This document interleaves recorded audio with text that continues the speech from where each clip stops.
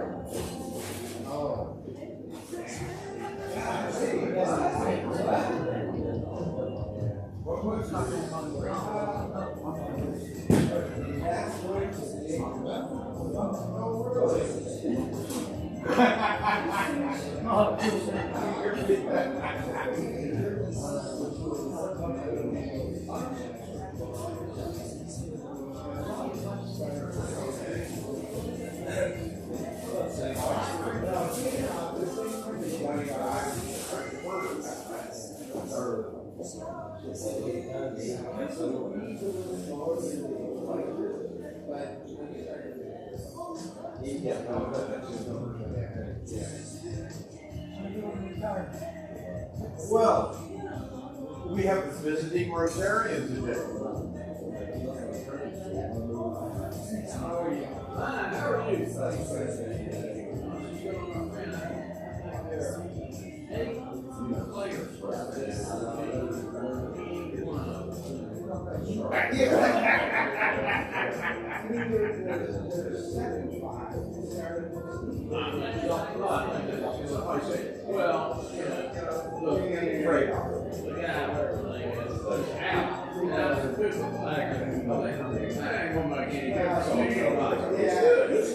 he's special. But Carolina ain't.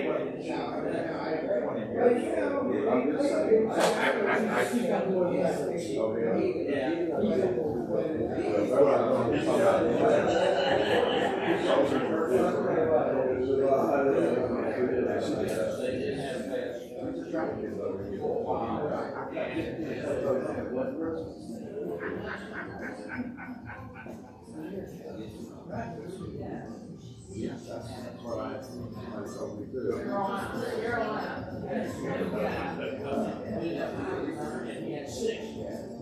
What happened? This is a special. Oh, yeah.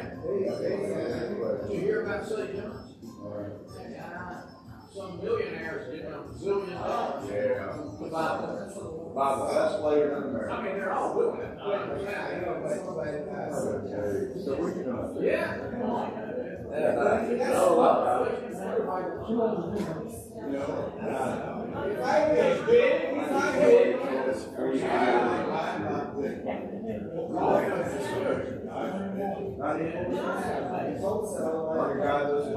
You're like my guys aging out.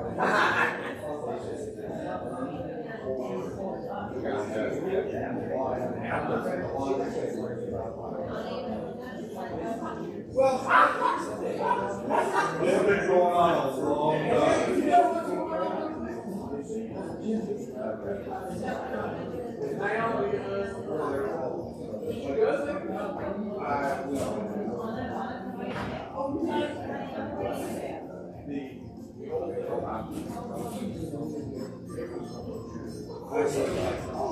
You didn't see our athlete break.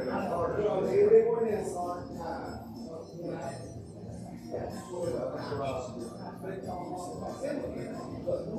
But not like it is today. I don't agree. Oh, really?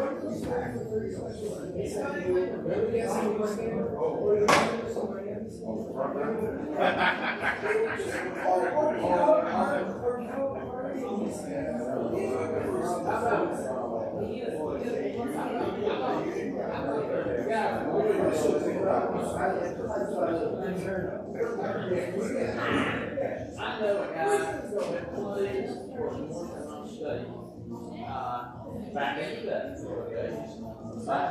We're discussing the world situation right now. You'll be there.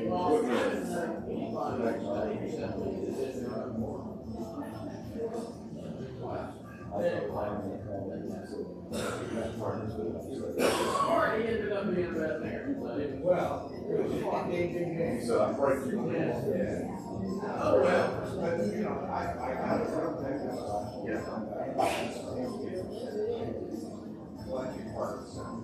Yeah. He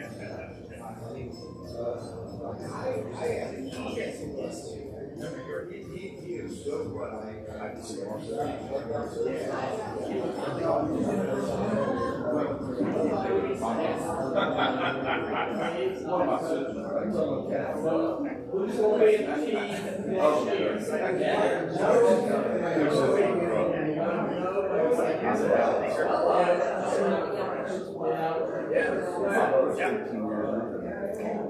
That's right. I was a football player.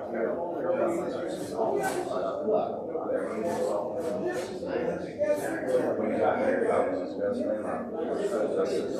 I went 18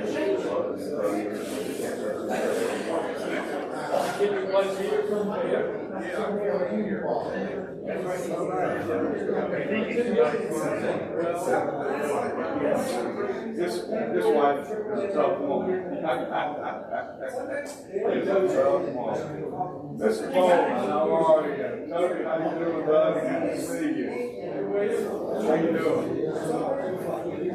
Hey, how are you? I'm Mike. There'll be a quiz on this later.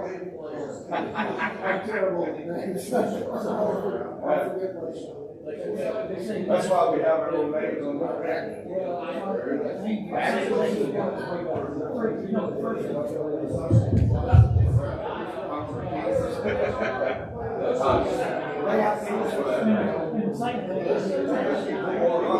Computer, I have a tiny slideshow.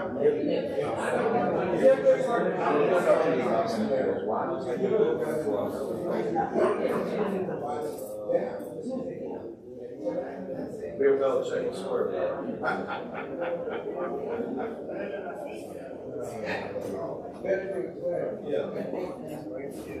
How are you?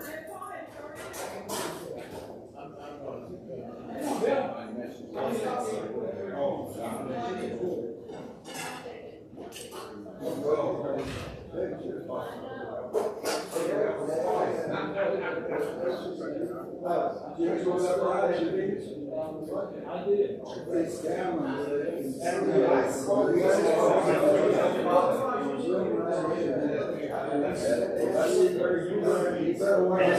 there a sound? That's good.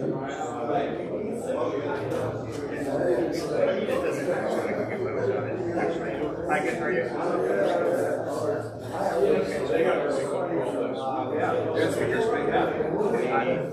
Well, I don't have PowerPoint, but I have PowerPoint keyboard. Presentation on there. I can use it just so I use it. I know this is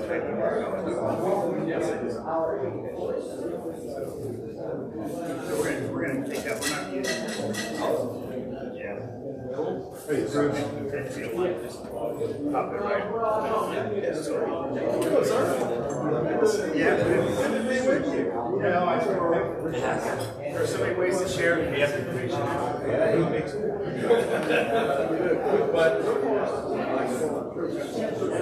But it's kind of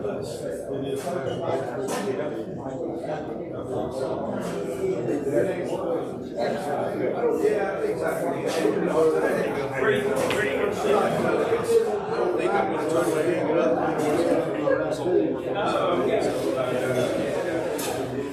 But it's nice to have, it's nice to be able to get good to see you. You go to Lowe's and get key, you know. All right, let's see.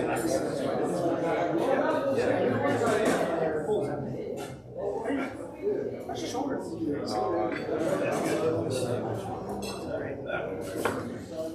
That's you. This is that's your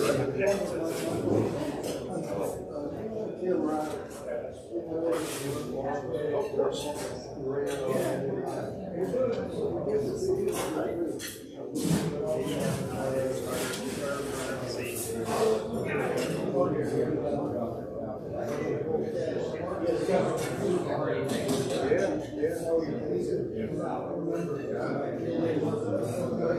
Yeah. It's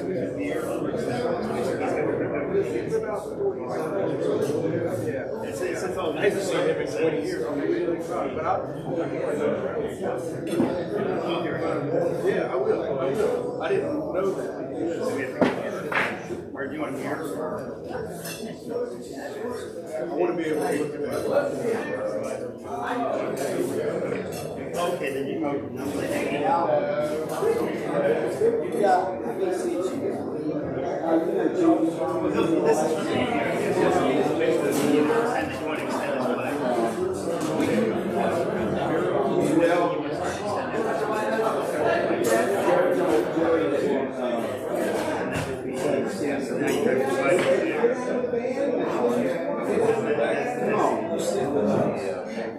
No, move around one.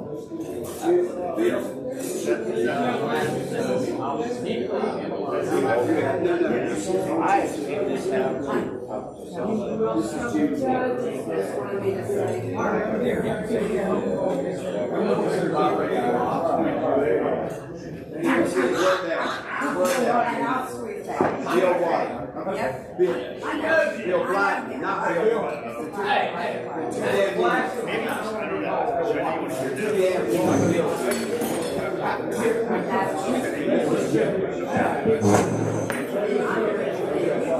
I'm fine. Yeah.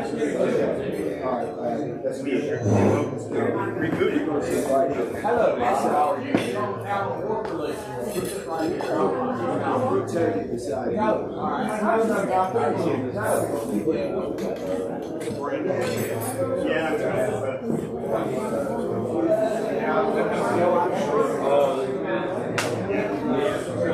It's really one of these things where you almost have to know something else to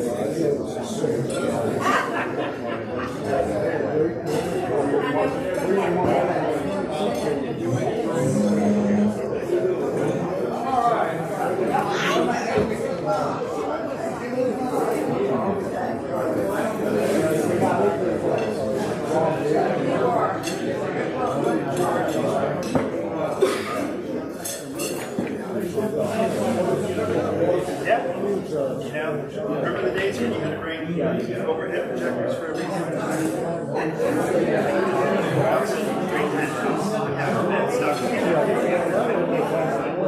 They should hit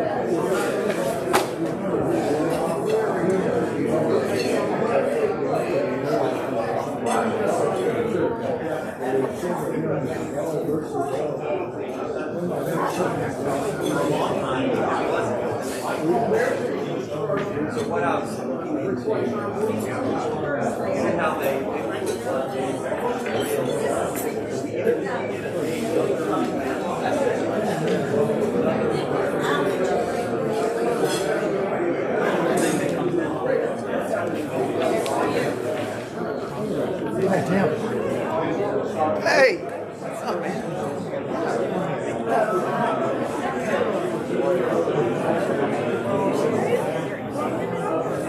I know, I need to. That's kind of the scary part, right? That's the scary part, the handing over. Scary. Yeah, anytime. Hey, Salisa. How are you? Good, how are you doing? Good. No, Fridays are really good. Unless it's vacation. Where am I? What do you get standard? Are they really just about the weather?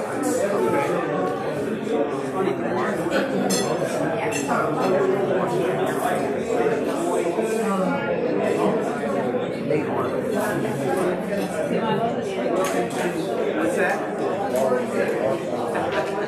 I was listening to Coach. They said that it's kind of hit or miss. I went up there. Are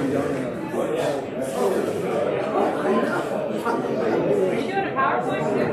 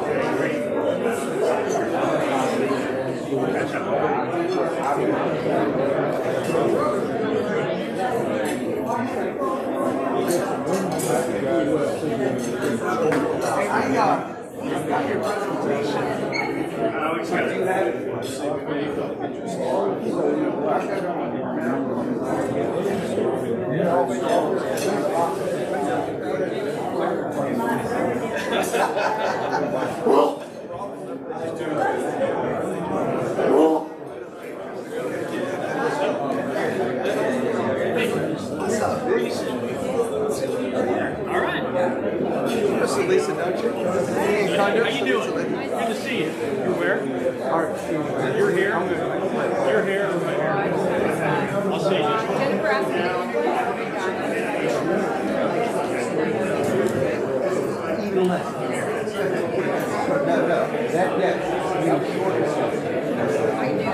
I don't know who that's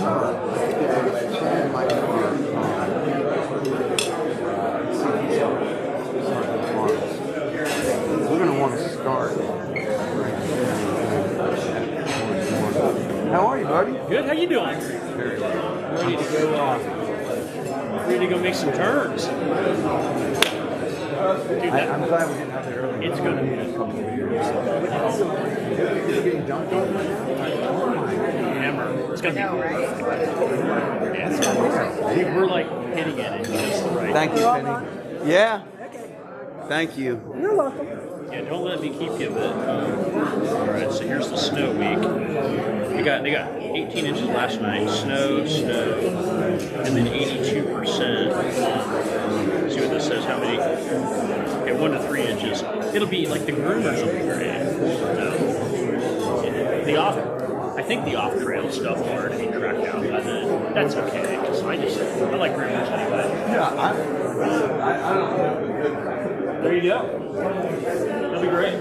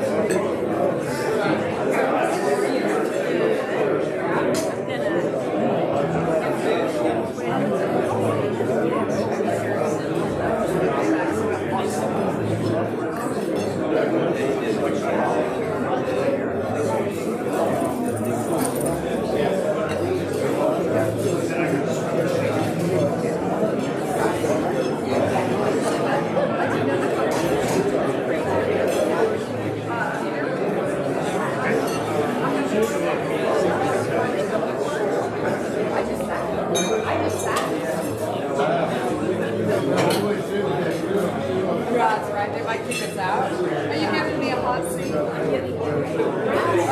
great.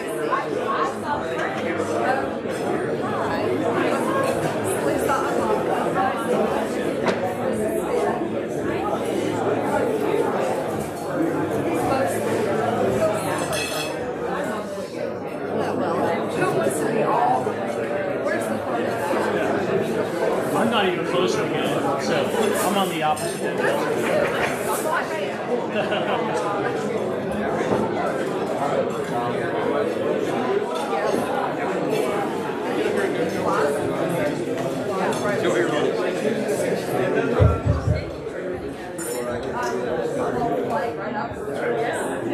Thank you.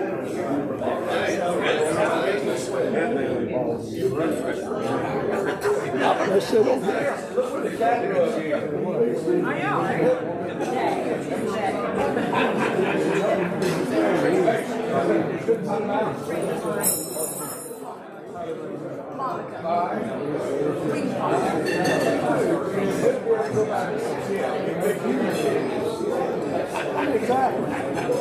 everybody. Oh, Jim got my seat. How you doing, Chief? 4 years.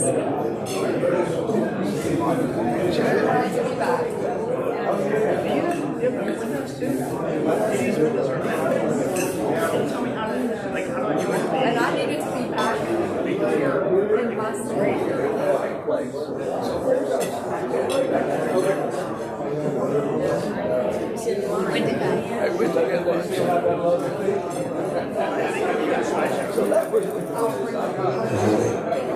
How you doing, Jim? Good to see you. Wow.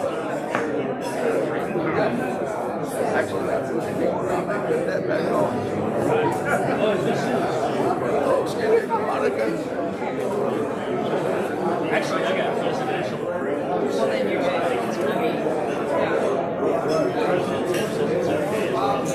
How are you? Good. Good. You came back to hear your own boss? I mean, Jennifer asked me to introduce him, and I was like, oh, okay. And she's not even here today. She's not even here, right? She's in Park City, I think. I'm pretty good friends with her husband, John. I think they're skiing in Park City this week, and I'll be skiing in Park City next week.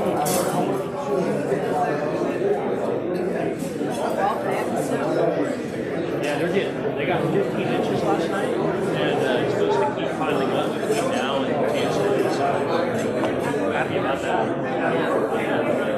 Headed to, my sister lives in Toronto. Headed to Toronto on Thursday. Headed to Puerto Rico for 6 weeks. And then come back from there, go right to Toronto. Oh, wow. That's quite an extreme. That might take some adjustment. All good. Sounds like fun. He's gonna sit here. Is that Chris? That is Chris. He's going to be 10 with Chris. I'm glad. Jennifer said she's going to a little bit But I can certainly slide. Ian, you stay right there. Okay. Yeah.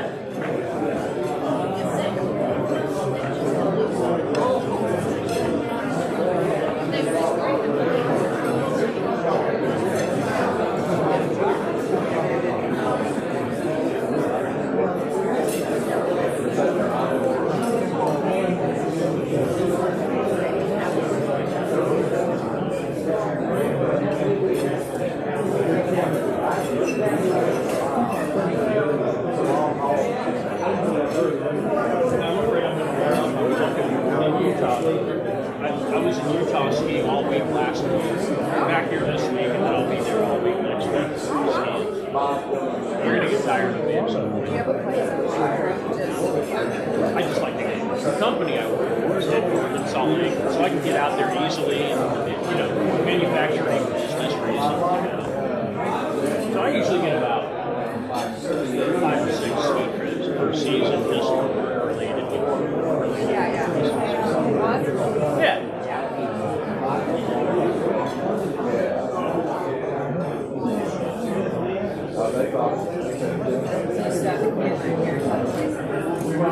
Oh, nice. We can go to, I mean, we probably go mostly like hiking.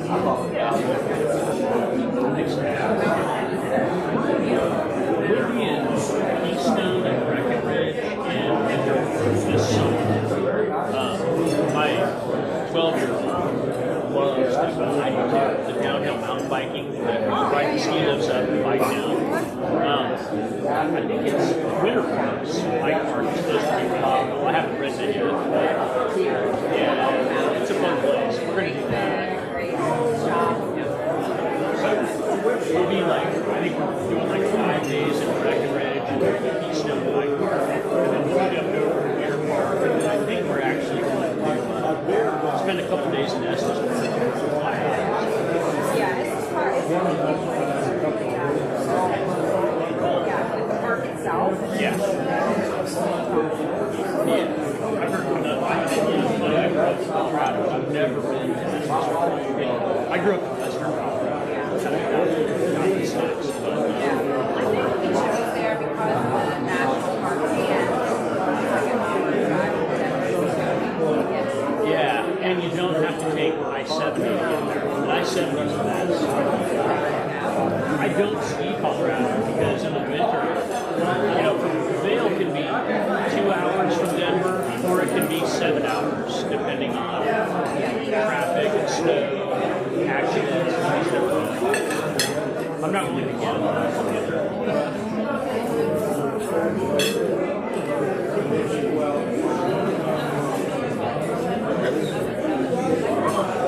I'm not leaving here.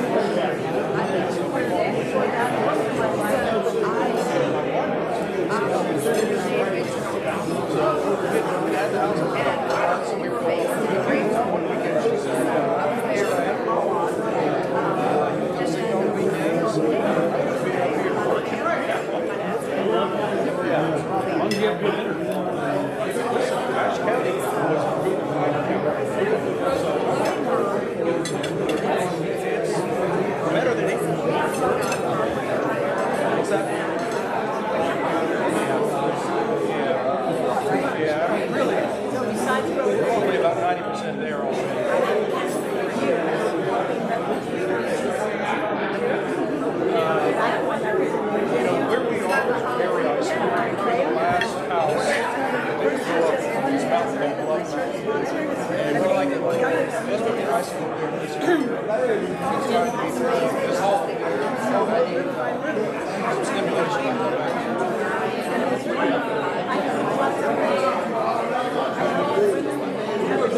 do I do? That's not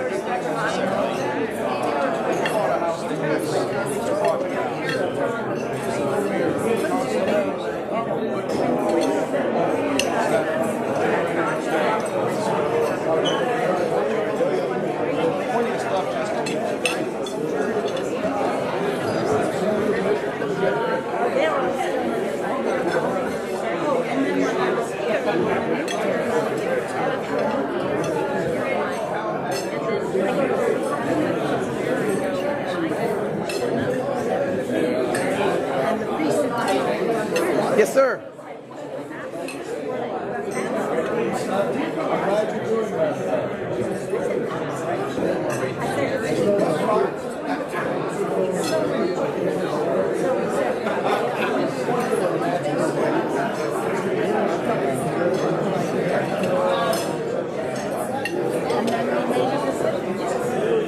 very short tenure, is that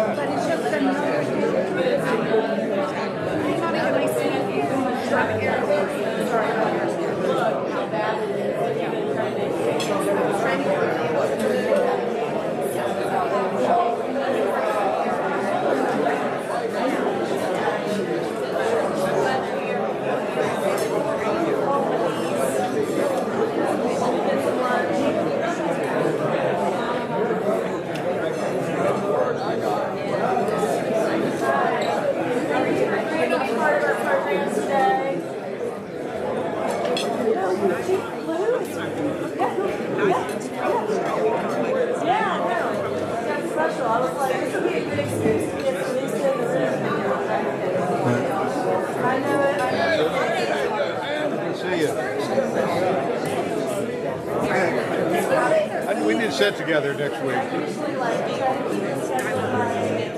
Yeah, Monday to Friday.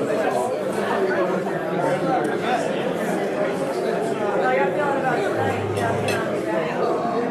Third time's the charm. I was like, Oh, there she is. so we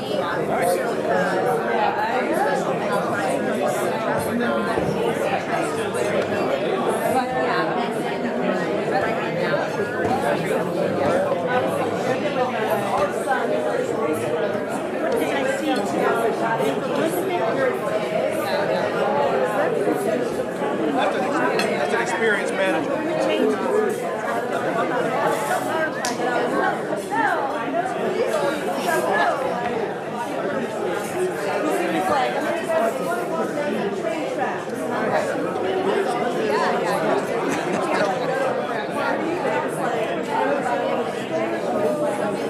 Excuse me, is this on? Testing, 1, 2, 3, is this on?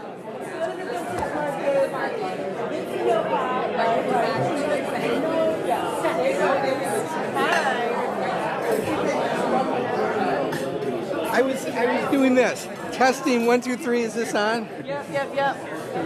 Oh, you did. You knocked it off. Did you get that text I sent you?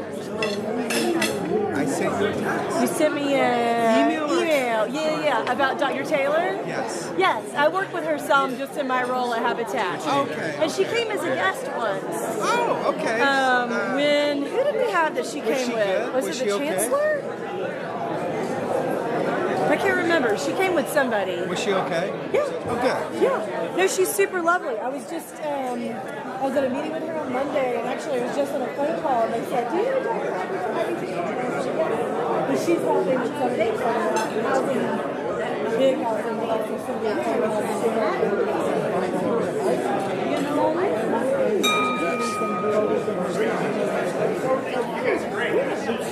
Grab your attention, everyone. Let's get started.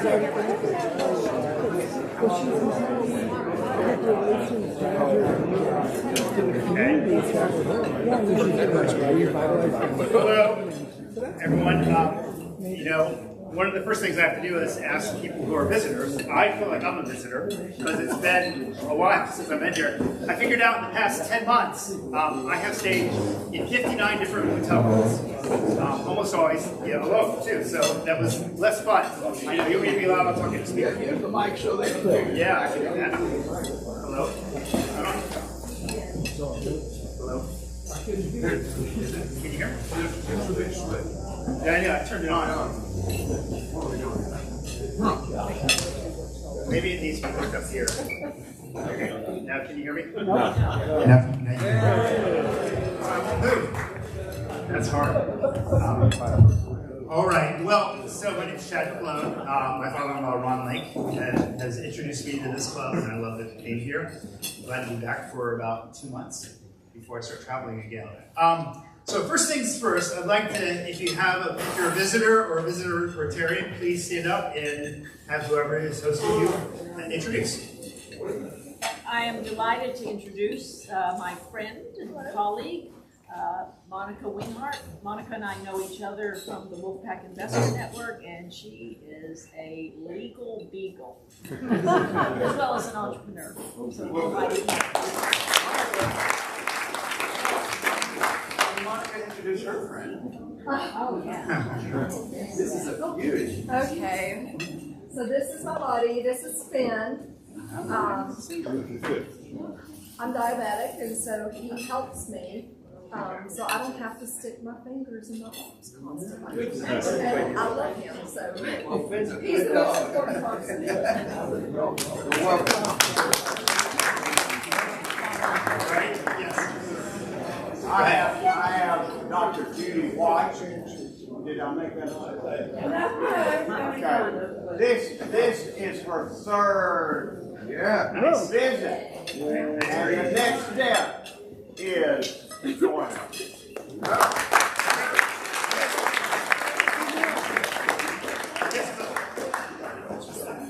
I'm Grady. I'm a long-time friend, fraternity brother, and I just found out that he was basically raised by Frank Rannis's father-in-law, and that he saved Frank's brother-in-law when he was drowning one time. Wow. I never had a father-in-law. That's what's amazing about being here in the South. Okay, yes. My guest today is Dr. Deborah Stroman, who, this is her second visit. You might remember she was here speaking to us a couple months ago. And today she's here repping the right shade of blue.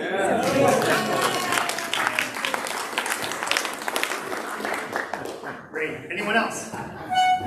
Yes. Yes, of course. Great.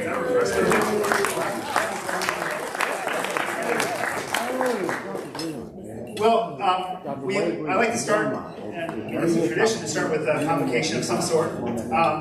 And I want to say, you know, like, we all have different beliefs here, different faiths, and I respect that. And one thing I want to do is tell you just a moment and have a moment of reflection.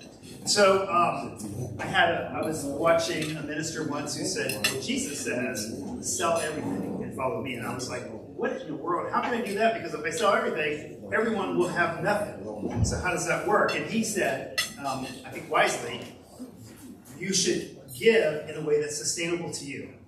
That's one. But then secondly, give in a way that's sustainable to those that you're giving to. And that means that when you're no longer present, the way you're giving to them is, in a way, it's something that can help them sustain. And even if you're not there, they're still doing better because of your generosity. And so what does that kind of giving look like? So, because I cannot do this for a whole minute, let's just close our eyes and reflect on what does it mean to give to others and to receive for about 30 seconds. Okay? And I'll let you know when 30 seconds is up. Probably 22 seconds, because that's still okay. But thanks. Starting now.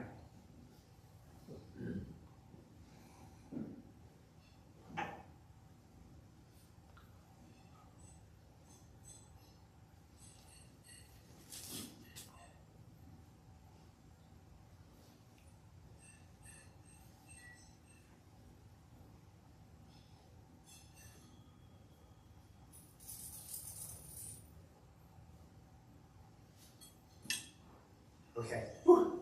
Is that a long time for any of you? This is 30 seconds. Holy cow. Time's changed. So, I, like some of you here, am a Buckeye fan. I grew up in Ohio. I went to the when I was an undergraduate. That's where I met my wife. And you know, for years, Buckeye fans, I think, feel like, you know, we have been excluded. Another way. Oh, Ohio, there you go. Have been excluded from the true, like, praise that we should have. Because if there had been a playoff system like this year, since 2001, Ohio State would have been in that playoffs every year but two. And many of you maybe be thinking, so that's not what happened. Because there was tradition, people say. You know, we're trying to keep the tradition in college sports. Like, I remember the Nebraska-Oklahoma game, and that's something I look forward to every year.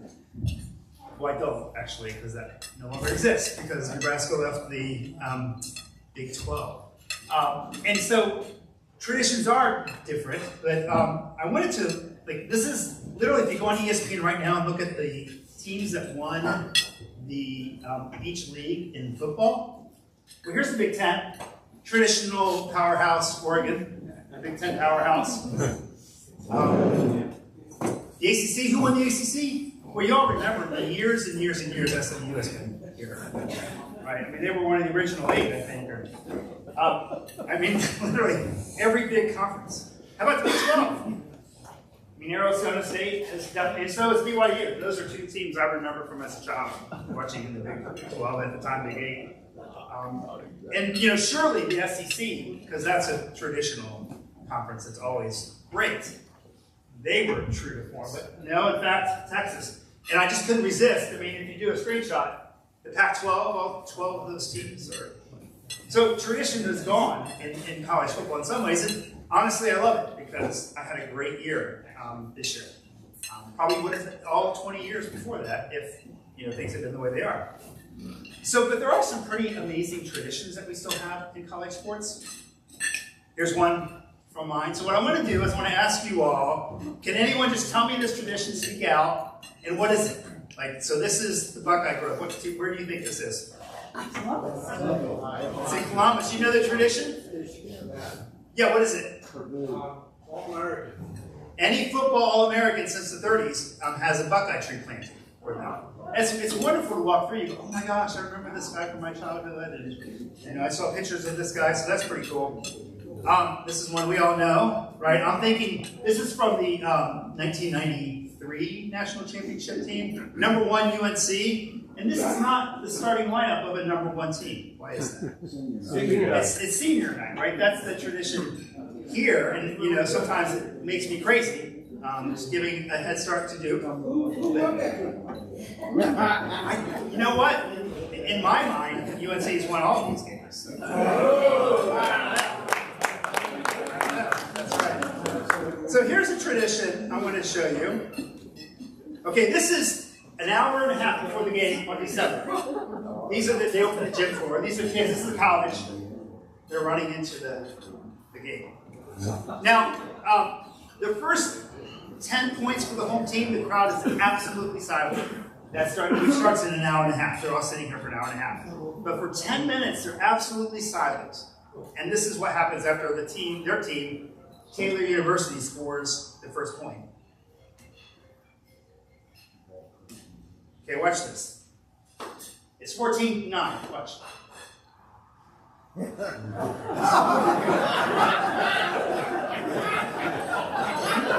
That's silence until then, and that's what happens. Does anyone know what this is? What the tradition is? It's in December. They're silent until this moment. It's the Silent Night tradition at Taylor University. The last 2 minutes of the game, they sing Silent Night. It's great to watch this on YouTube. And frankly, I want to go watch this sometime in person. I think it'd be really pretty cool. Here's some more traditions. Now, I want you guys to see, can you guess where this is? Any ideas? Minnesota. Now, Minnesota, I know these colors can help. ASU. This ASU, and this is a tradition in basketball. It's called the Curtain of Distraction. Oh, we have that at UNC now. Oh, you do? You have a Curtain of Distraction? So the thing is, this was inspired by the Speedo guy. Do we really want that at UNC? I don't know. I feel like that's a bit of a problem. So it's Arizona State's distraction, Curtain of Distraction. Does anyone know what this is? You guys, there's a clue. Texas A&M. Yep. You know what this is? Anyone? It's in yell practice. It's midnight yell practice. This started in the 30s.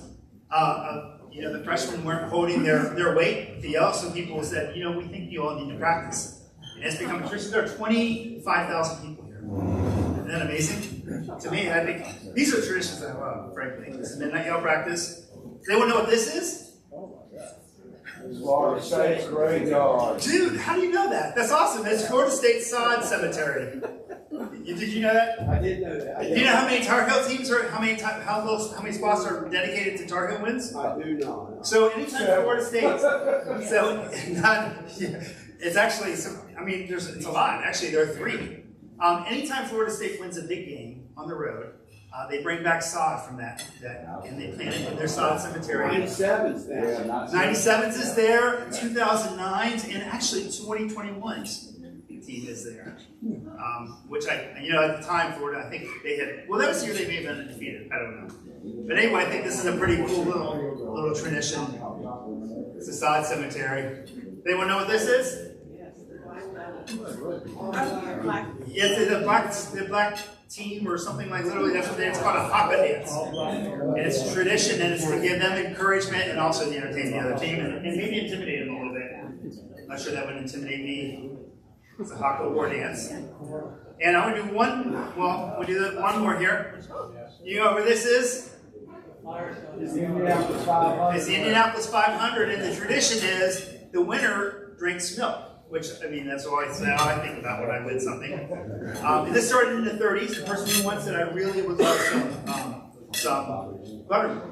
So can you please get that instead of water? And then it's become a tradition. Emerson Fittipaldi didn't want milk. He asked for orange juice because he was sponsoring a juice company, and he got booed. So he drank it. So those are some of the traditions that are there, and I think there are some amazing things in the world. There's there are more here, but I'm going to slide through them because my time's almost up. And also I want to say it's Pie Day, and frankly I was surprised I didn't think to do something about pie. But I work in the nonprofit we started as Math Pie. I created this with GPT, and if you just take a picture of it with your phone, it will literally pop up, and you can see sort of this thing that we're doing and learn about Math Pie, which is an organization our Rotary Club supports. So, and I can show you how to create these with your own personal information if you want to afterwards on GPT. Okay, great. So now we will do presentations. Hold on,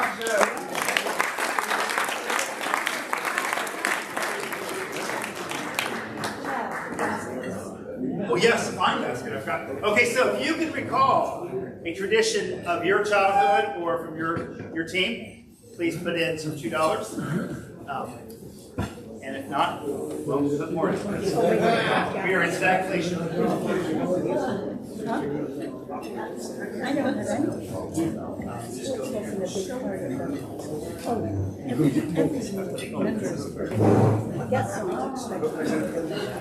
And it goes toward the Rotary. Put a lot of money in if you don't think the Tar Heels are going to win today.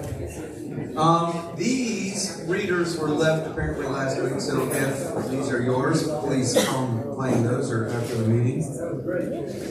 Good to see everybody. I won't take much time. We just have a few announcements. Similar to last week, our tech cycling event is March 22nd. Still time to sign up to volunteer for that.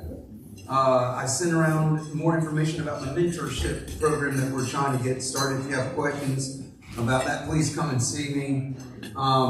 Table, our first event with Table, our volunteering opportunity with Table will be April 14th, middle of the day. So I know that might be tough for some, but 1 to 2:30 at their place on 311 East Main Street. We only need 6, but it will be like the CQ House where it's recurring every month. So please consider that for future opportunities. And we are having East Chapel Hill Rotary at the Bosch on Tuesday, April 15th. I was alerted that I said Tuesday, April 16th. The 16th is a Wednesday. They don't play that day, so come with us on the 15th. That's a Tuesday. That's tax day. So come on and see us. Does anyone else have any other announcements they'd like to make before? April 15th. I just have to hear is Bark at the Bosch Day. You can bring your dog back. Is it Bark at the Bosch? Okay. Excellent. Bring Basil. Biscuit. Biscuit. What's your dog name? It was Basil. Tom, Shay, we think we're covered with the volunteers for tomorrow's race? We're okay. All right. Well, without further ado, I will bring up Celisa to introduce our guest for the day.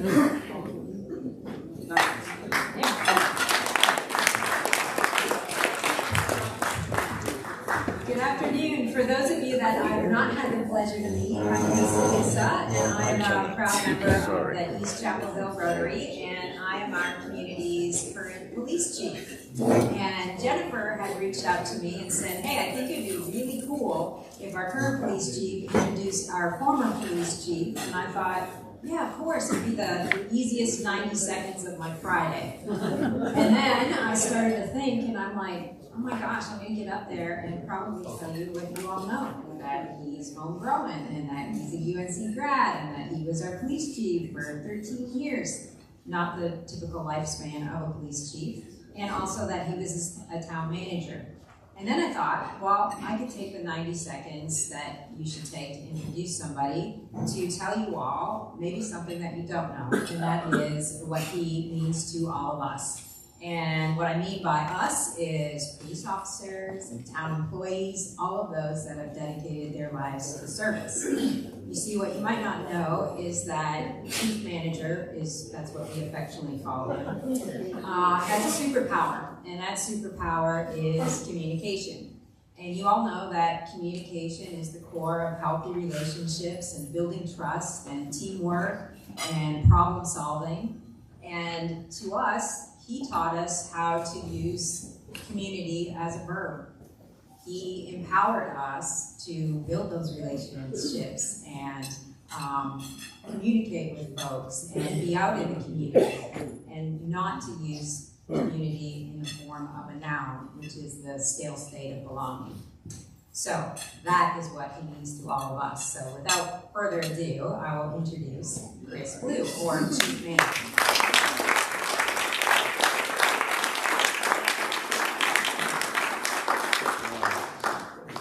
Make me blush.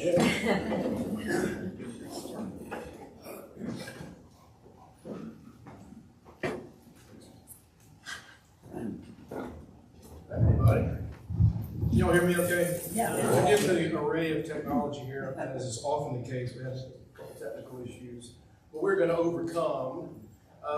So first off, Lisa, thank you so much. She knows that I get choked up easily, so stop that stuff. Stop that nice stuff. Good to be with you all, and good to be back with you all. As a former member of this group, it's really good to be back. And what I want to talk to you about is just kind of lessons that I learned in a leadership role in this town. Well, I'll say what I was about to say for a second from now. I retired January 1st after about 28 years of service here. And let me say this first, quick disclaimer. I am not representing the town of Chapel Hill today. I have their symbol up here. Nothing I say is on behalf of the chief, or the current interim town manager, nor the council. I want to repeat that, because y'all are going to ask me some hard questions, I know. And I want to be clear, I am not, I'm getting a pension, but I'm not on payroll. So we just, and I'll probably remind you of that when you ask some questions. Providing public service in Chapel Hill is unique, and you all know that. I think we, quite honestly, in this community, and I say this as a consumer of those town services too, we oftentimes take the service delivery we get here for granted. It really is special, and what I do now, when I'm not wrangling all my animals up in Ashe County, is I do some consulting for communities all over the state of North Carolina. Oftentimes, helping them hire police chiefs, town managers, utilities directors, planning directors, and that kind of thing. And I am just struck time and time again by how special it is here when I go to other communities that are also exceptional in their own ways. The level of service that our town staff delivers here is really, really something. We have a progressive and involved citizenry coupled with an international profile by virtue of being close to RTP and the world-class university that we're also proud of here. Those traits and others make leadership here a unique and wonderful growth opportunity. Having grown up here, I've seen immense change, as many of you have who've been here a long time. My mom still lives here. In fact, she's in Carolina Meadows now. But she still gives me an earful almost daily about how bad the traffic is. The lack of parking downtown that keeps her and her buddies from going downtown to have lunch. The generally crummy direction that the town seems to be headed in. I don't share that assessment, but you know, she, like many of us, I don't know what happened. I did something. She, like many of us, recalls Chapel Hill as it was when we first got here, or at a time when they felt most deeply connected to it, and that's what they remember, and that's what they recall fondly, and that's how they want it to be. I'll tell you a little bit about some of my memories of growing up here. I recall renting roller skates out of the back of a van in the parking lot at what was then the Happy Store at the corner of Franklin and Columbia. Of course, now that's where Top of the Hill is, and the new Starbucks. Anybody here ever go rent roller skates there? Tim did? Yeah. The same parking lot, by the way, from which James Sperling at Eastgate BP towed my car when I parked there to run down and get some carry-out Chinese from Golden China down on Franklin Street. I won't tell you all the bad words I said to James when I went to pick up my car out of Eastgate. I remember, this is a confession, please. I remember being trespassed by the Chapel Hill Police Department from University Square when I was in 10th grade. Because we would go hang out at timeout on the weekends at night, and we would drive through the parking lot too fast, and security guard called Chapel Hill Police to come and intervene, and I'm sure I got a little mouthy, and guess what? I got trespassed from that property. I still may be trespassed. Obviously, but Chief, let's let that one go if you don't mind. Let's see, what else? I remember being in high school and going up to Gimgold Castle, trying to get a look at things there. I remember being scared to death doing it, but that was part of the fun. I remember seeing Eddie Murphy perform stand-up in Carmichael Auditorium. I was maybe a freshman in high school or something like that. I remember hearing U2 playing in Keenan Stadium while I played in a lacrosse game on Fetzer Field. You could hear them through the trees. This is 82 or something, before they went on to become, at least for a period of time, the biggest band in the world. You know, everybody has their own version of those members of our community.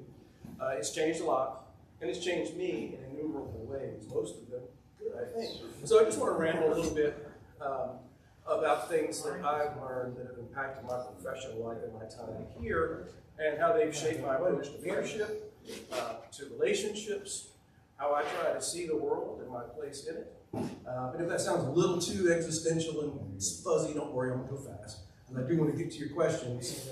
So now I want to talk a little bit about leadership. Let me be clear. It's not from a position of thinking I have it all figured out by any stretch. Quite the opposite. I'm speaking from a place of experience. And most of what I learned by screwing things up along the way. Thank goodness for good people around me who got me out of trouble many times, including our new, not new anymore, but our police chief, who certainly saved my bacon more times than I care to admit. So in public service, there will be good times and there will be bad times.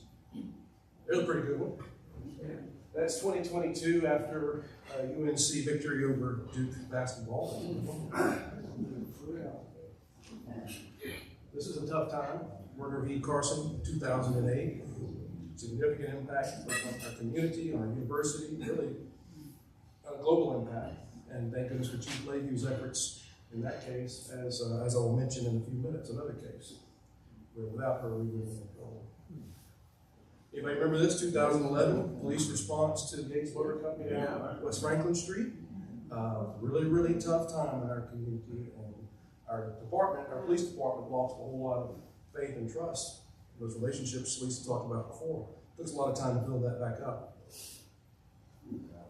Murder of Faith Edgepeth, 2012. Another young student taken way too soon in our community. Really tough time.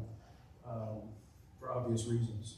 Another case that thankfully we ultimately solved with the help of Chief Leahy and her team. Murder of 3 promising young Muslim lives in our community. Really tough one. I remember sitting in the living room of the parents of these 3 young people the Saturday after that murder happened, along with the FBI representatives, the U.S. Attorney's Office, one of the hardest meetings I've ever been in my life. Anybody remember this, 2018? You might have heard about it. Yeah. Also a really tough time for different reasons. You know, much of what I've talked about so far, the examples I've given are examples of incidents that happen in our community where it's a loss of some kind. You might say this was a loss too, depending on your point of view. But what I will tell you from an operational point of view, I can't think that in the 27 plus years I worked for the town of Chapel Hill, I can't think of a period of time that was harder on our police officers than this period of time right here, and the months that ensued after that monument came down. When we get to questions, y'all might ask me some stuff about it. I might even say a few things to you about it. But I will tell you, one of the toughest times in my entire career, but also a time when I learned the importance of reconnecting with your employees and really getting down with them and seeing how they're feeling about the effects that they're having, that things they're facing are having on them every single day. It's really, I would argue, that period of time in my career was one of the most transformational ever. Also a really tough time here, although George Floyd wasn't murdered in our community, every community across this country rightly responded with outrage and challenged their law enforcement to think about their work differently. Thankfully, although we certainly have plenty to improve upon and still do, no offense, Chief, that was a time when I think our community relationships served us well, gave us opportunities to reassure folks in our community that we're committed to equitable, responsible, thoughtful, compassionate policing. We doubled and tripled down on that many times since then. But you'll remember that this also happened right about the time the world was shutting down from the pandemic. Really tough time. Of course, y'all have your own memories of that too. So, I shared those examples in those previous slides really as examples of crises that impacted our entire community in several cases beyond. I want to talk a little bit about mindset as it applies to leadership, whether it's just a regular day at the office or one of those days when you were tested, like we were in some of those examples I showed you before, whether you're the police chief, town manager, shift leader in a factory, a second grade teacher who leads a group, who's instructing kids, or the owner of your own private business. it matters not. The importance of mindset really, really applies to all of us, no matter what our role is. I've come to conclude that your mindset and how you display it to people around you is critical in building relationships, growing trust, reassuring folks in uncertain times, and giving people a sense that they're important to you and that they're considered in your thinking and in your decision making. By mindset, I mean the values and assumptions that you use to put behaviors into action. Ultimately, you can have all of the degrees, all of the certifications, all of the awards that the Rotary Club might give out, and all of the management training that there is to be had. But a word I hear so often when I'm out doing my consulting right now, what people are looking for is authenticity. They don't care what degree you have hanging on the wall. They care about whether or not they are important to you, whether or not you are genuine in what you're saying. For you to be successful, especially in a formal leadership setting, people around you have to believe in the motivation behind the things you're saying. When you're transparent, you share complete information with folks. It's an overused word. It's actually a very simple word. You share with folks your thinking. You share with them your feelings. You share with them your insecurities. I see transparency as closely tied to vulnerability. And you can fall into a trap as a leader that you want to be always strong and always invulnerable to stressors. You want to put that strong face out front. But people know when you're struggling. They know you're vulnerable. They want to see it, and it helps them connect to you. When you're curious, you're genuinely interested in other people's views. And you recognize that they may bring something to the table that helps you learn. Being curious means that you understand and acknowledge that you don't know it all. When you value informed choice, you act in ways that recognize that people need good and complete information. What you don't want to do is have people find out that you check information from them. As a leader, you made a decision on behalf of your organization as a leader based on information that other folks didn't have. You lose them pretty fast that way. When you're accountable, you take responsibility for your actions. That makes good sense. Expect to be asked to explain your thinking, your reasoning, and own it when you mess up.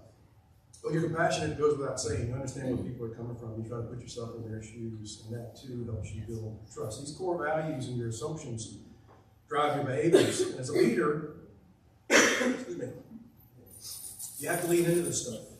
If you get angry when someone asks you a question, if you get defensive when you were challenged, when someone asks you for more information, you were missing an opportunity to be clear, to demonstrate some of that vulnerability we talked about before, and to consider maybe my communication strategies aren't as good as I thought they were. People are asking me these questions. And that is really important. When I do my consulting work, it's amazing to me, and this won't surprise you. Let's say we're helping a town manager hire a planning director. So it's normal for me to come in and meet with people all up and down the org chart of that entire planning department. So I meet with the deputy planning directors, I meet with the mid-level supervisors, then I meet with the line-level planners.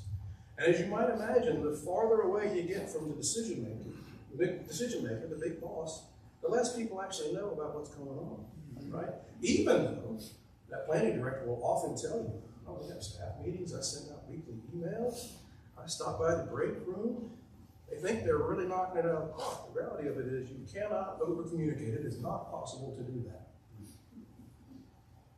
Hey, look who's here. In our community, we value innovation, we embrace progressive philosophies, and we expect that from our public leaders. And success as a leader means that you have a genuine desire to explore different and possibly better ways to do things. Constantly looking for new service offerings and a drive to remain current as an organization, educating your team, challenging them, resisting the we've always done it this way mentality, and making it clear to folks on your team that you know we're going to make mistakes. When we try new things, we're going to make mistakes. So stressing that those mistakes are opportunities to learn and then move on, kind of like who used to say? Make a mistake, own it, learn from it, forget about it. Somebody say Coach Smith, I know somebody did. That's the right answer.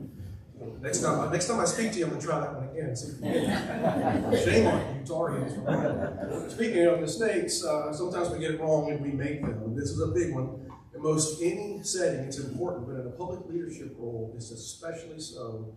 Admit it when you make a mistake. Now, in my role as police chief, And recently in my role as a town manager, I made plenty of mistakes. And I would often make our lawyers really, really nervous when I would say, we should maybe acknowledge this mistake. Because of the litigious nature of today's world, right? But I have just found through my many years in public life that a good and sincere apology goes a long, long way. An apology just seems to take the wind out of someone's sails when they're angry at you. To say you were right, we were wrong, we apologize, and we will work diligently to never let that happen again. I mean, I think a good apology can prevent a lawsuit, quite honestly. I believe humility and a willingness to admit mistakes is a sign of maturity. Everybody knows that you're not perfect. They just want to know that you know it too. Key part of leadership. And of course, relationships. Relationships matter. Take care of them. Don't wait to build relationships when the crisis hits. Celebrate the success of people around you regularly. Do this by reaching out to new leaders when they move into a new role. They get a promotion. They're recognized in some way. A new person comes to this town to lead an organization. Reach out to them. Embrace them. Reach out to veteran leaders. And one of those kinds of pictures I showed before is happening in their community or in their organization. Let them know that there's somebody out there who's thinking about them. If you have peers who are having problems, reach out to them and be a comfort. And the very public work that many of us do, you can sometimes feel that you're on an island by yourself, especially if you are the big boss. It's you against the world during some of those tough times, and so it feels. You can never underestimate the power of a handwritten note to someone. Now, does anybody do a handwritten note anymore? Email and texting? Good. Good for you. I appreciate text messages, but when you write me a handwritten note, I actually know you sat down and thought about it and then had to find a stamp somewhere and get it to the mailbox. And somehow it just lands a little bit differently. I'll refer back to that Yates situation for a minute. I had been a police chief for 1 year. I mean, we really screwed that up. And while that was going on, I received so many calls and notes from people in our community, including some of our biggest, most vocal critics, saying, hang in there, we'll get through it, you need to work through this, here's some ways you could do better. And that's gold when somebody will pick up the phone, especially somebody who's outraged at what you've done and talk to you about it. Got twice as many of those in the days and weeks after Silent Sam came down, I can tell you. I've appreciated those notes and calls through the years. I try to send them myself. When I see folks experiencing professional challenges, I believe this builds leadership too. All right, this is a quick plug, and I'm actually going to be close to winding down because I really want to get to your questions. I think we'll have some good ones. Anybody know Roger Swartz, who used to teach at the School of Government and now goes out and consults with folks on organizations on building strong leaders, strong teams. In fact, that's the name of his book, Stronger Leaders and Stronger Teams. I encourage you to check this guy out. And these are 8 principles of his building stronger teams stuff. I'm not going to go through them, although I've touched on some of them in my remarks already. This guy had helped transform the town of Chapel Hill organization, in my opinion, because we hired him to come in about 12 or 13 years ago to talk to us about these 8 behaviors. And I'm going to tell you, folks, I'm not saying that I always got these right every time, but if you check your interactions, you check your meetings, you check your how you led some staff initiative against these things, and you do these things, you're deliberate about them, you will be successful. I promise you that. I am not a paid endorser for Roger. In fact, if he knew I was up here butchering his material, he'd probably send me a lawsuit. But I am really sold on And you'd say you're sorry, right? What's that? And Yeah, I would say say I'm sorry, Roger. I might have sold you a few books then. So I really want you to check them out. Shameless plug there. I could tell you about each of these things, but they're very simple and very self-explanatory. If you Google the 8 behaviors of mutual learning, Roger Swartz, you'll actually get these. Just tell them thank you. See them. All right. I really kind of want to just close down and take the questions here. Just a few thoughts that I've developed over the years that I believe help build that sense of trust and authenticity. Both things that lead to employees and people around you having a better sense that their voice is heard and that it matters.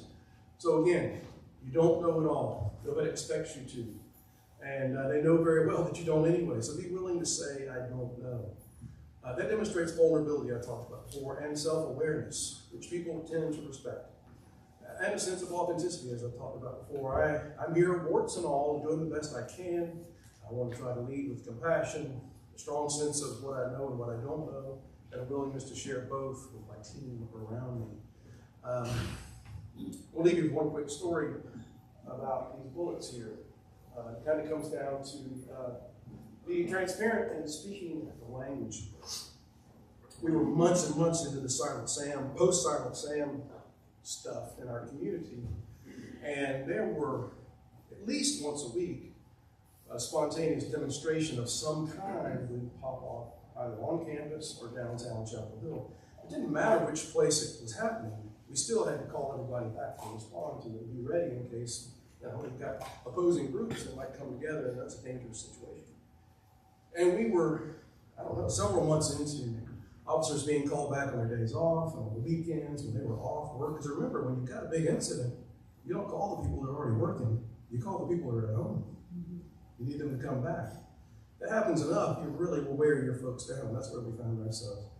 And Chief Leahy and I would try to make sure that we were there when we did these callbacks for people too. They're going to have to come in, and we're going to come in too. I remember standing in a building on campus right outside of McCorkle Place with about a half dozen of the Chapel Hill officers. Again, probably 15 or 16 callbacks into this month-long period of time. And I'm standing with a half dozen officers, so we're looking out the window at some folks walking around Confederate flags around what was the base of the monument. One of the officers said to me, and we were all stressed out, one of the officers said to me, "Chief, what do you really think about all this stuff? All this Silent Sam stuff?" And I said, and oh, please pardon my language, I said, I just know I'm really tired of this shit. Well, let me tell you, all of those officers in there went, I mean, that moment of authenticity, certainly transparency, and speaking the language, because with cops, cursing isn't artful. There was just a moment that brought us together. And I would say, so Lisa may not agree with me, but in my memory, things felt better after that. Just one of those little moments in time. I'm not suggesting they still weren't stressed out and frustrated and burned out. But that little moment, that little connection, that little moment of authenticity was powerful, and it was powerful to me. So I rambled a whole lot. I'd love to take your questions. I will just say this. It's been an honor to serve in this community. I really miss, in many ways, doing what I was doing. But I urge you all to think about this too. It's good to know when it's time to leave the party. It's also good to leave the party while people still like you. As long as you stick around, the more you risk that not being the case anymore. So, what questions do you have for me? I know you guys know.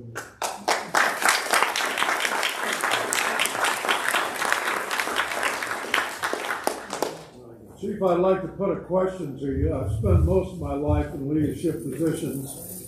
I'm 92, going on 93. And the most important being a nuclear attack submarine commander with a whole host of forward missions. And I like every one of those points you put up, because we pretty much used them in the submarine force. But in many ways it boils down to empathy and respect.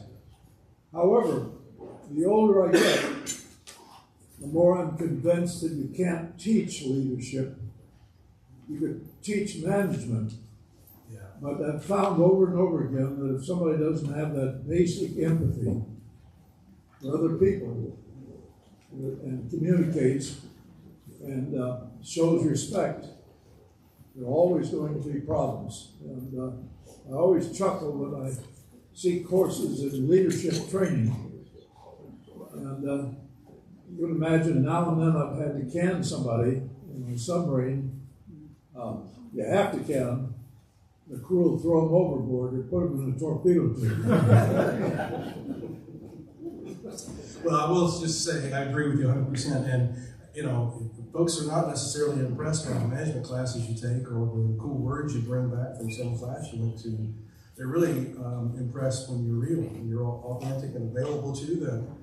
I'll just say one quick thing that I meant to say before, and I've made this mistake many times myself.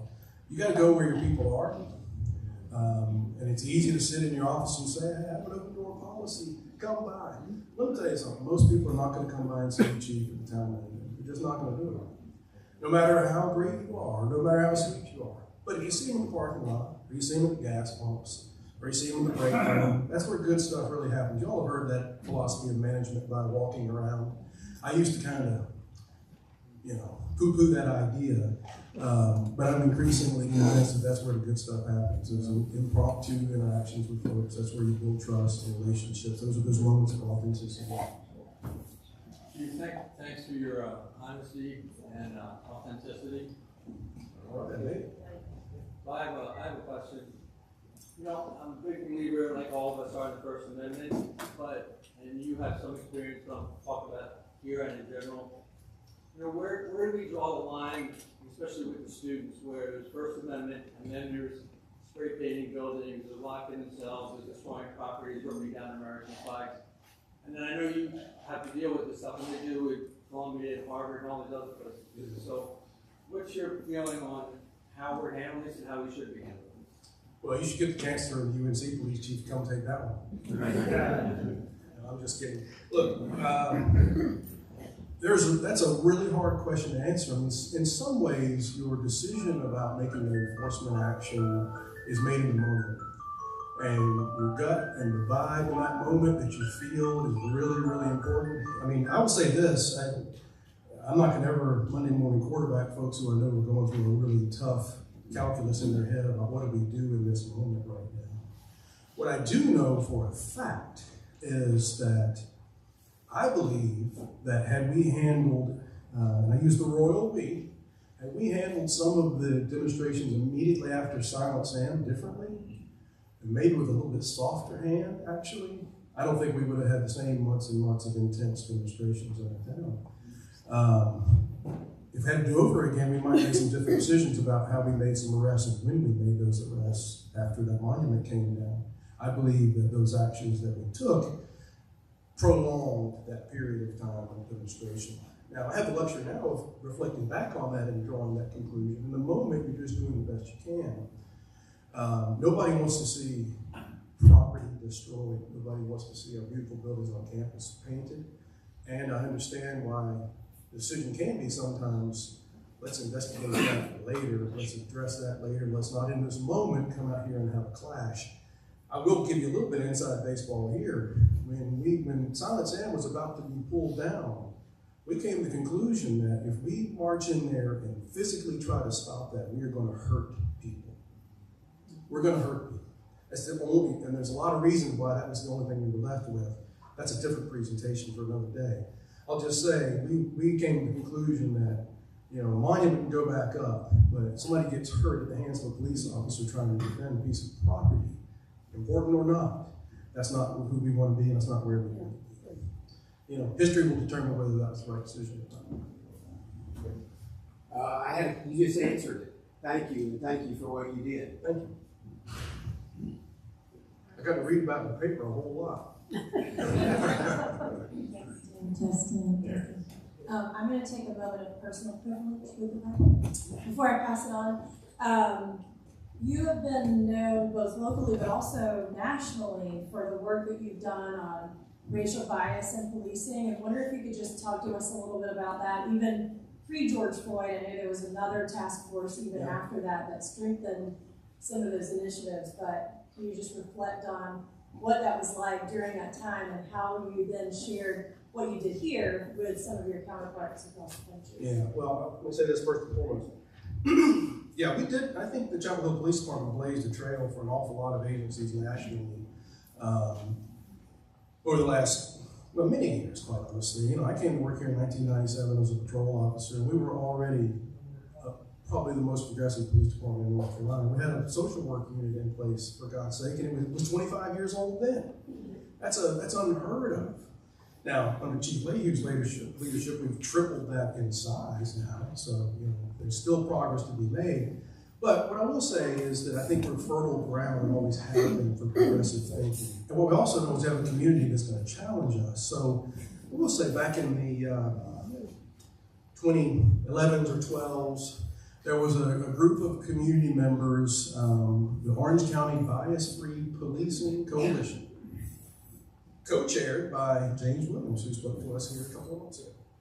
And they sent a letter to every law enforcement agency head in Orange County, every manager in Orange County, and to every elected board in Orange County with a list of recommendations around improving policing in our community.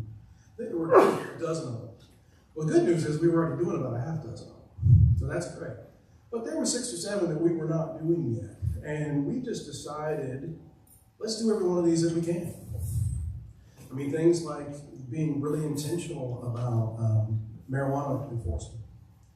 I can tell you folks, the reality of it is, this is just a true statement. Even our great Chapel Hill officers, the data don't lie. If you're a 35-year-old soccer mom in your Honda Odyssey, driving down Lancaster Drive, and you get stopped, and you've got a little marijuana joint in your cigarette. Is there a cigarette lighter? A cigarette lighter? Is there an ashtray in cars anymore? But you get my point. Guess what? You're going to get statistically speaking, from a law enforcement officer, what you're going to get is, hey, you know, that's illegal, and you shouldn't do that. If you're an 18-year-old African-American kid, you're going to go to jail. For the same little piece of marijuana. That's just statistically a fact, indisputable. No matter how good and progressive you are, the numbers don't lie. And so we really leaned into that.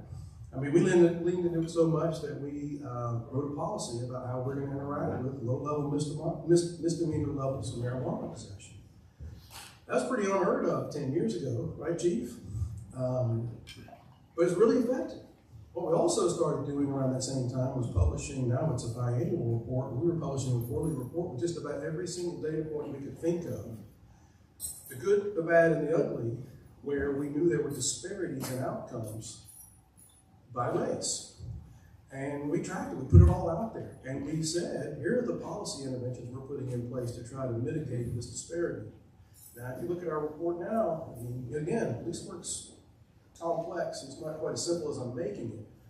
So it's never going to be perfect, but I will tell you, if you look at our reports now, those data points are something to be really, really proud of. So anyway, the misdemeanor marijuana is an example. There are others. But, you know, that was stuff, I take no credit for that, other than saying that we were, I think, wise enough to listen to people in our community who said, if you will do these things, we will support you. And so we did. And I will say this.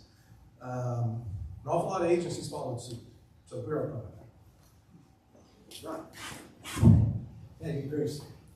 Chris, first, I commend you. I've always seen here in Chapel Hill how you have kept this extraordinary, friendly, professional relationship with all the communities. But you're facing another one now. Or maybe you're retired before you face it. What is the least Port City's going to do? What is the town manager going to do? What's everybody going to do about ICE when they come to town? And all around the state. All right, so I'm going to give you an answer. And I'll qualify it by saying, remember, I'm not in charge of anything anymore, as my wife reminds me regularly. And as she used to also. It is not local law enforcement's job to do immigration enforcement. And, you know, again, we're in a community where I think we were supported in that philosophy. The thing that I worry about, though, is we can be very proud of that approach. And there are a lot of very practical reasons for saying that, too, okay? It's just not our job. We're not experts in enforcing federal immigration laws, right? It's just not our job. And when ICE comes in your community and turns everything upside down and then leaves, we're still here. And the relationships that we work so hard to build with folks in our community, including some of whom are undocumented, those have gone down the toilet. Because they don't necessarily know whether we're cooperating or not. They don't know whether we're complicit with the feds. And I respect the job the feds have to do, but it's just, oftentimes it's in conflict with what with what they do. But here's a practical reality that we have to be really wary of, and it is a fact. I was on a national call last week with police leaders from all across the country talking about this very issue. And what folks are finding, what we've experienced in the past is this. if you hold up your hand too much and say, look at us, we're sanctuary city, we don't want our cops to cooperate, guess who's coming to town? Yeah. ICE is coming to town. Now, that's just a fact. We've experienced that. So, you know, I will say, when I was still on the payroll here, I would advise our politicians who are very proud of our approach to be mindful about how many times they're tweeting it and about how loudly they're thumping their chests. You know, it's okay to stay under the radar sometimes. I don't know if that's helpful. I'm really concerned because what we also know is that the feds are starting to put pressure on communities with respect to grant funding and things like that. So, I mean, not only is it you don't want them to come to town, you also don't want them to tighten the screws on you in other ways. You know, I don't want to get too political. I'll just say at some point in time, we need to find a way to get more moderate. And those of you who are or have good friends who are Republicans, please start saying something. Chief, they're already here. I've seen 2 times now unmarked cars stopping cars with Hispanics in it. I've seen this now twice on Fordham here in the last couple of weeks, and these are unmarked cars. They have lights, and then the 2 cars parked both times ahead had Latinos.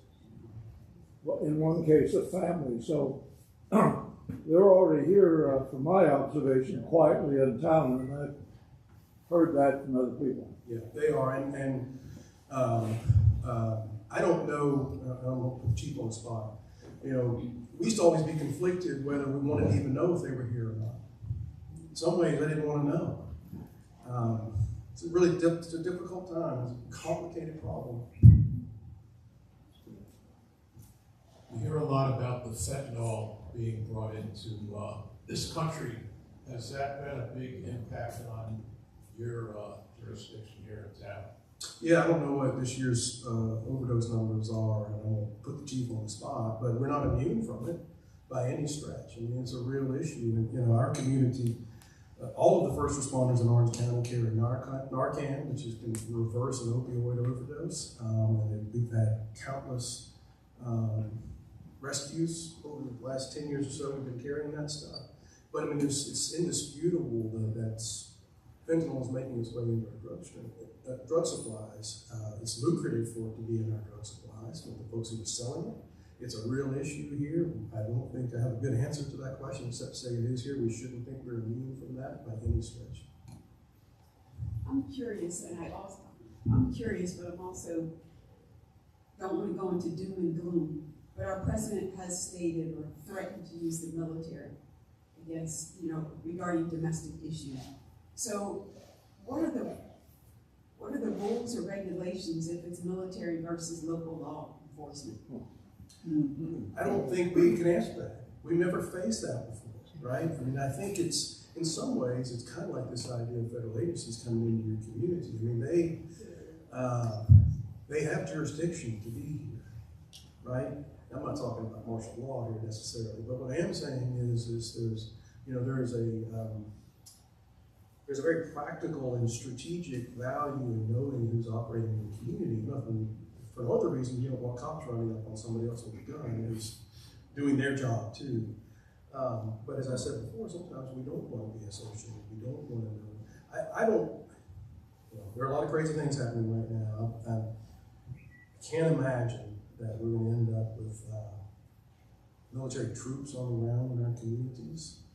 And if so, it's be something we haven't faced in any of our lifetimes. And I don't know where we would start. That's a crony answer, but it's true. Kent State. Well, right. I mean, I'm old enough to remember. I was in college. It was awful. That's true. They can't hear you at the back. So, Chris, thank you. Kent State University. Kent State. May 4th, 1980. 70. Thank you so much for your service. We're so thrilled that you're a member of our club. We'd love to have you come back any time. My question to you is, as you step back and you look at your rich career as a law enforcement officer, as a city manager, what advice would you give to your younger self? as you reflect on that, if any? I think go into the private, go back to school. Go into the private sector. No, I'm just kidding. No, I had a run that I never would have imagined, exceeded all of my dreams. I think some of the things I talked about, being a supervisor who's accessible and who is less focused on the things you're learning in leadership classes. When you first get into a position of leadership, it's easy to fall into this trap that I'm supposed to know everything, right? People are looking at me for guidance or reassurance, and I gotta know. And I made that mistake many, many times when I should have said I don't know or asked for help or advice. So I think as a young leader, if I had been comfortable, maybe a little more secure in myself, to recognize when I needed help, and recognize that there were times I might have needed a lot of it and I didn't have a good sense to ask for it. I think a couple things would have happened. I would have made that decision, number one, and the folks who were affected by my decisions would have viewed me differently. So, it seems like a very simple thing, but how many of us in here, the first time we got to be a supervisor or a team leader of some kind, we felt like we had to stick our chest out and be all knowing. And I did that too, probably for too many years, to be honest with you. So it's a simple thing, but it's hard to do. Chris, thank you so much.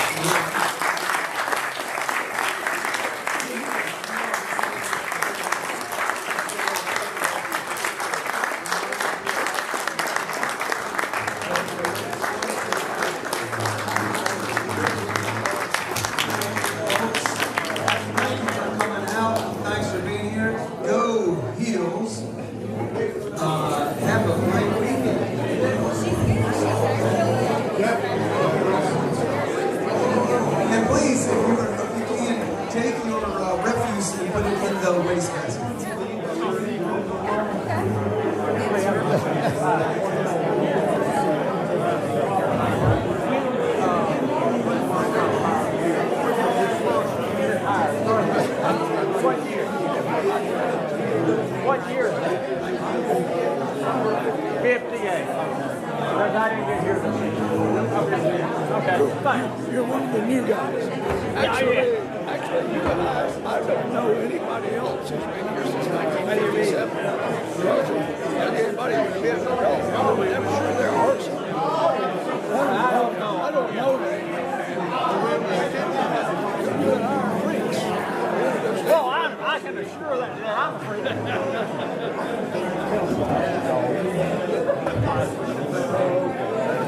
Okay. I don't know. Yeah, okay. I got these. I think it's service dog or something. Yeah. Me too. How you doing? Yeah. I know. Me too. My gosh. How you doing? I'm doing well. How are you, man? Good to see you. Good program. That accent. He's too. We need more like that. California. Yeah. Good to see you. I don't know.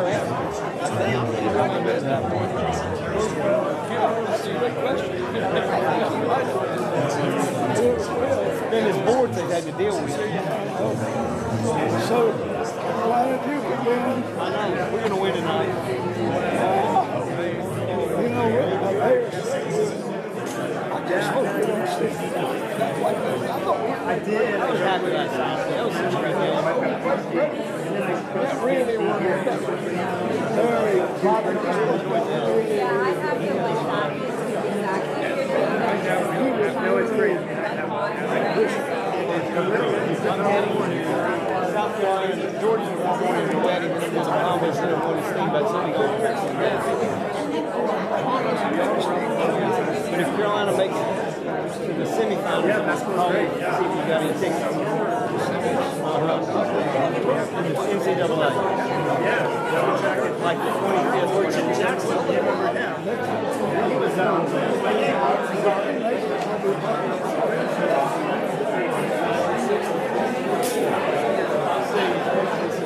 I'm being optimistic.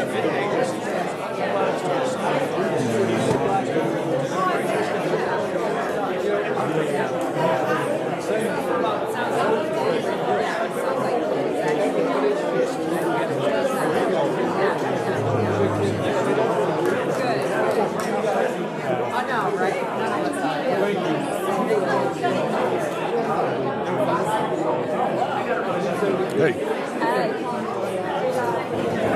talking. We were in Florida.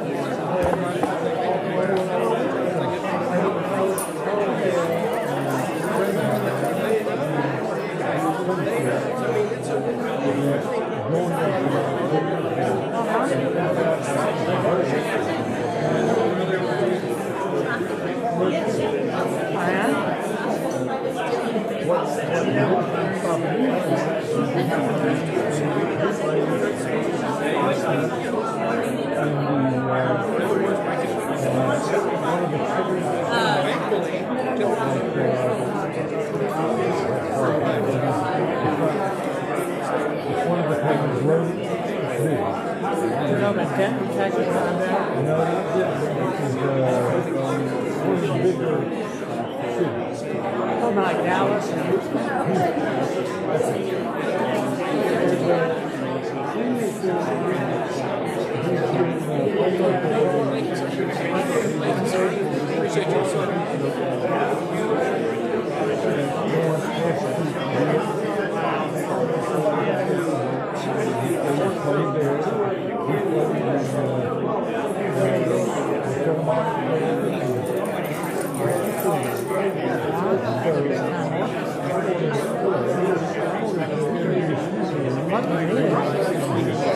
I would love to. Give me a thrill.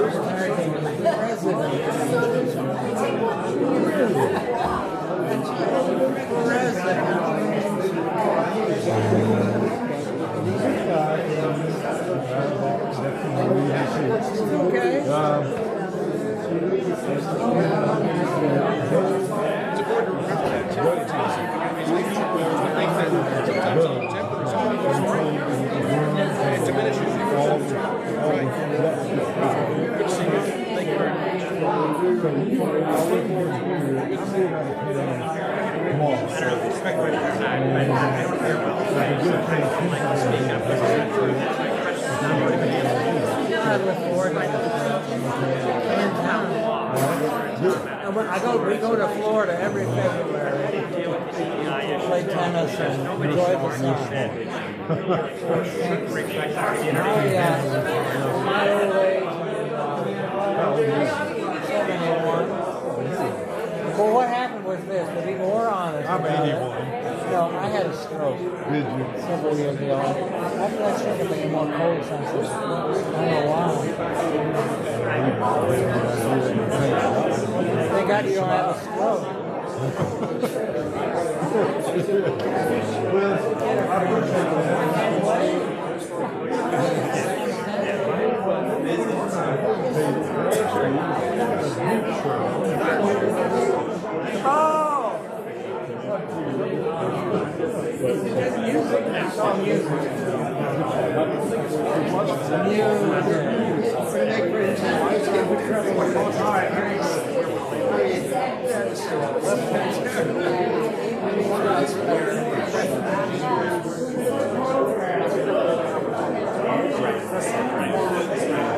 I just think they're kind of workarounds.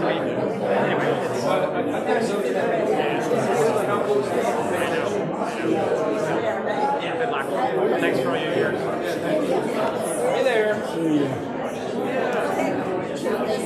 I got them. They're in the mountains. Yeah, they're in the mountains with me.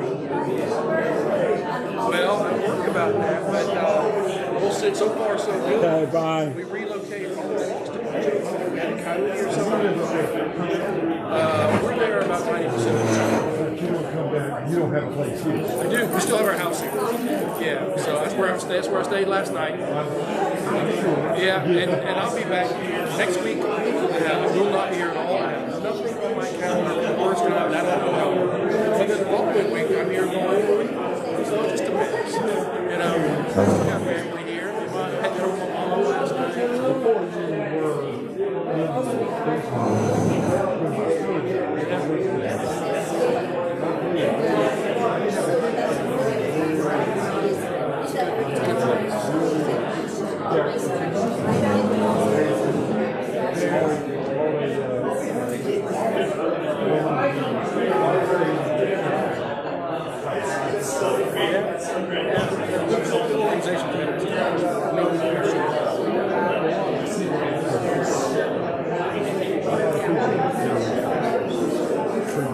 Yeah. We are good folks. Right. Yeah, there's evidence of it right here.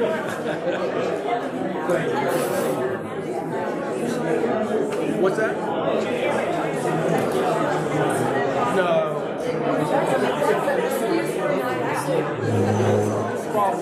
But my mom's out there. Are you out there? Okay. All right. I didn't know that. How do you like it? Well, that's what she said. You sound exactly like her. She doesn't feel comfortable driving. She doesn't want to drive back there.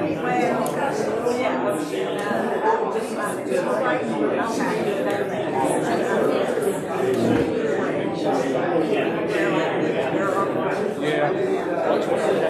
Last night?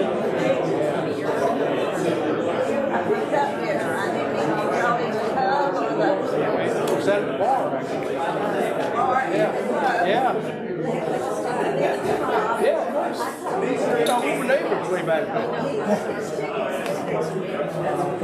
We did. That's right, and an occasional egg.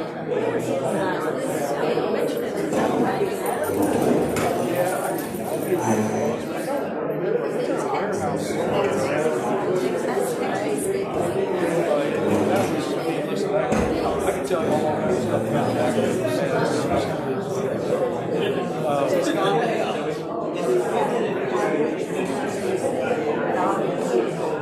Yeah, that's cool. It's around somewhere. I'm sure that UNC would be glad to give it to you if you want to put it in your living room. That's all I'm saying.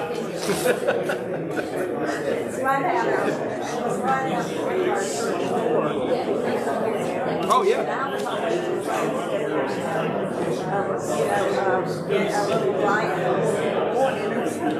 Well, it probably came pretty close to it plenty of times. I mean, that was a real mess. You know, part of the challenge for us is I don't think any of us want to see damage no matter what your philosophy is. That was a really dangerous situation for all. So the idea that it's gone.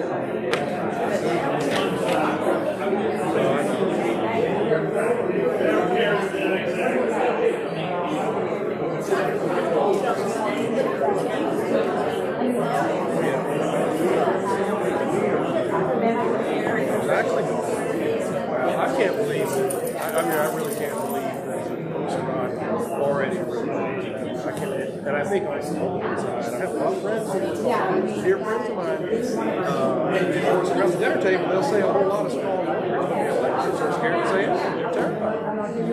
So there's no checking here. It's just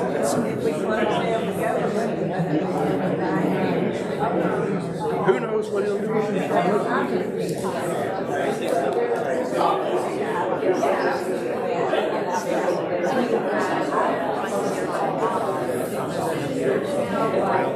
see. I agree with that. It's good to see you all. How you doing, man? How are you doing? Doing okay? One question. Yeah.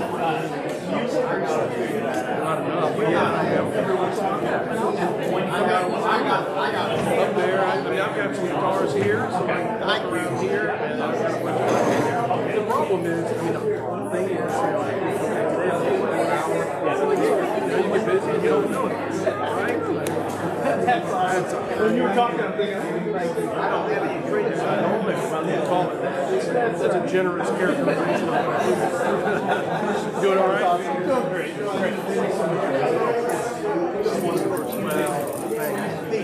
Kim, we got 20 code. Thank you. I'm an expert. It turns out you're really good. I really know. I know it inside out. You're so good to see you. Well, I appreciate that.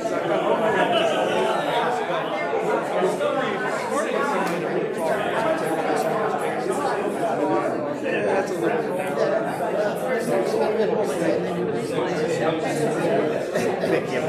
It's Peaches. His name is Peaches.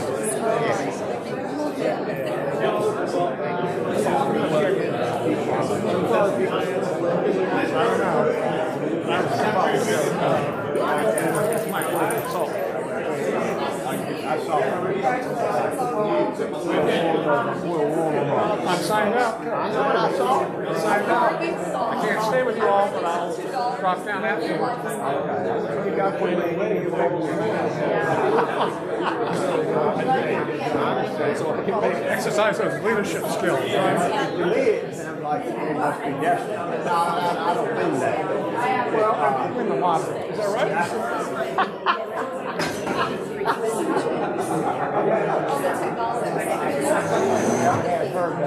Have you got Never had her. How you doing? Good to see you too. Yeah. Outside of West Jefferson. Out of between West Jefferson and my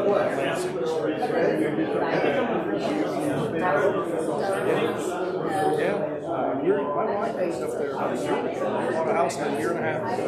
And she works remotely for ECHRC, has since COVID. And she went up one weekend, probably in March last year, and she said, I'm going to stay this week. I'll see you next weekend. Why don't you go on back? And I got back that weekend. Next weekend, she said, I'm going to stay another week. And she hasn't come back since. We live in Oh, yeah. And so I'm very familiar. I love it. My daughter works downtown. My oldest daughter, she works for Blue Ridge Mountain. Yeah. Oh, yeah? Come see them. I certainly will. We live 3 doors up. I love it.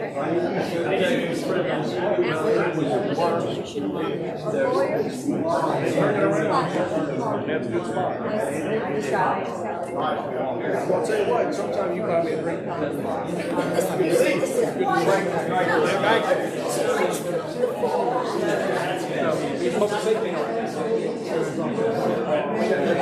What did you security, intellectual property.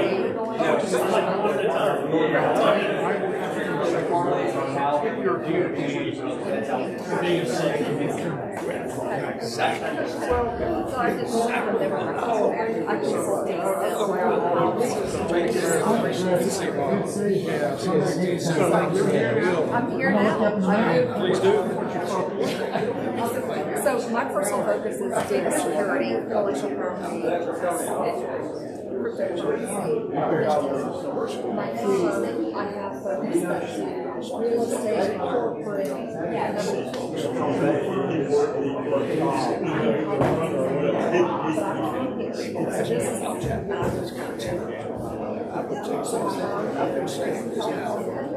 and my folks are all over the world.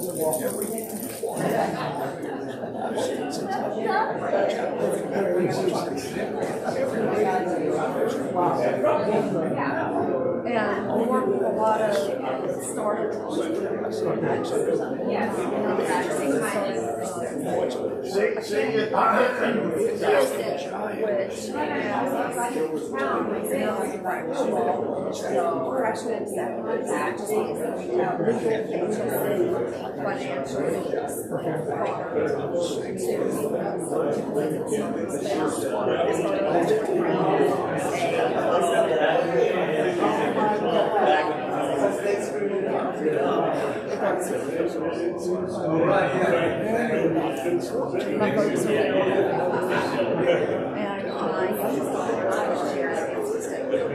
So she's a freshman.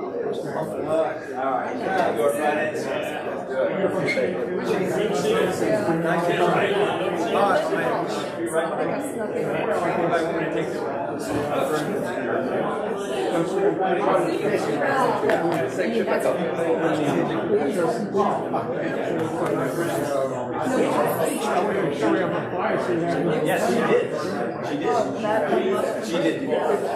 She found us. We were talking to each other, and she was like, she said, and we talked, and that was fine. Like, I think you were actually supposed to be talking to him, not me. Be nice now.